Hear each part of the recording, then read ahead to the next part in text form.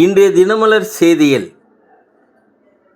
தமிழக வெற்றிக் கழக தலைவர் விஜய் கூட்டணி என குறிப்பிட்டு கடிதம் கொடுத்ததால் சிக்கலாம், போதுமான எண்ணிக்கையுடன் வாருங்கள் என திருப்பி அனுப்பினார் கவர்னர். ஏற்கனவே மேலிடத்தில் பேசி சாமர்த்தியமாக நகர்த்துகிறார் கவர்னர் அர்லேக்கர். அரசு பங்களாக்களை உங்கள் இஷ்டப்படி ஒப்படைக்க முடியாது என முன்னாள் அமைச்சர்கள் தடாலடி. இன்று வெளியாகிறது +2 ரிசல்ட். கம்யூனிஸ்ட் கட்சி தலைவர்களுடன் தமிழக வெற்றி கழக நிர்மல் குமார் சந்திப்பு. இந்திய யூனியன் முஸ்லீம் லீக்கிடம் தமிழக வெற்றி கழகம் ஆதரவு கேட்பு.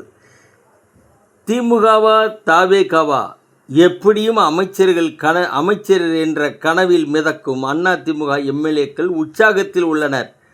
காங்கிரஸ் ஆதரவை ஏற்றதால் தமிழக வெற்றி கழகத்திற்கு முட்டுக்கட்டை. பாரதிய ஜனதா மேலிட வியூகத்தால் மும்முனை தாக்குதலில் தவிப்பு.